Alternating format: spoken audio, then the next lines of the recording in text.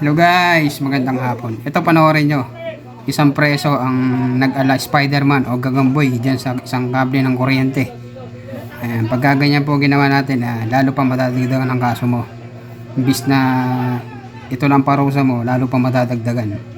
Ayan, panoorin po natin. At buti na lang at masisigasig ang ating mga enforcer at sa humuli.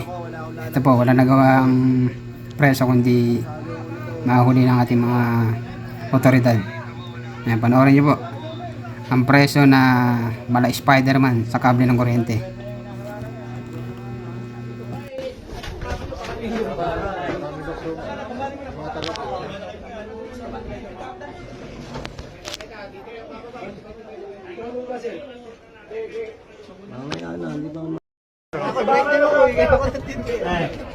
Ako si Atong, hindi ba break time?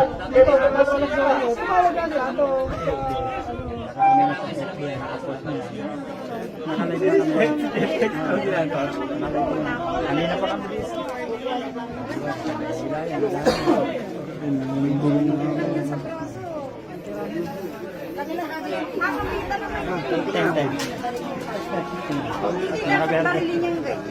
Hindi nga po, yung pinaasan. Lagi man si Jetex. Bitaw na eh.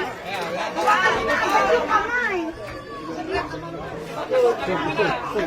Sa Vicente, nagbukat na ng uniform niya.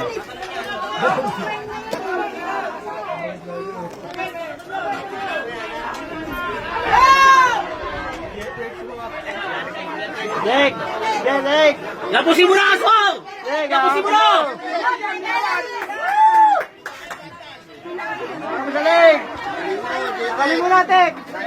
Bigyan mo! Bigyan mo! Kali mo na, patulungin mo lang! Tirahin mo sa baba. Tek, kali mo, patulungin mo lang!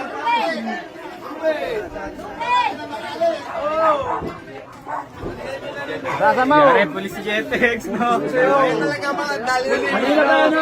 Mga talaga, General! Posas na doon sa kuryente. Gusto niya naman ito. Hanggang ano na yun dyan? Hanggang limang araw. Palang sa bubong, gusto ng dakmay ni Derek. Dito, kanina. Ayaw lang nung ano, baka daw tumalun eh. Ilipit pa kay Jetex lagi. Ilipit kay Jetex siya, mga ganyan, kamay. Ayan, lubid!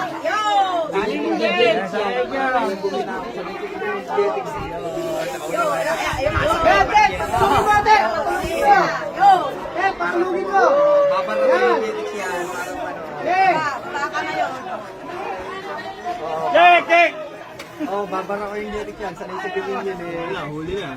Oh, wala nang balikan yan. Ay! Tek! Patulungin mo lang! Patulungin mo lang! Sanay sa yan sa ganyan yun. Pati yung lambot na yan. Ang daming dugo ng nano niyan. Tapos mahigit pa. Lambot eh. Tek, bitaw na, Tek!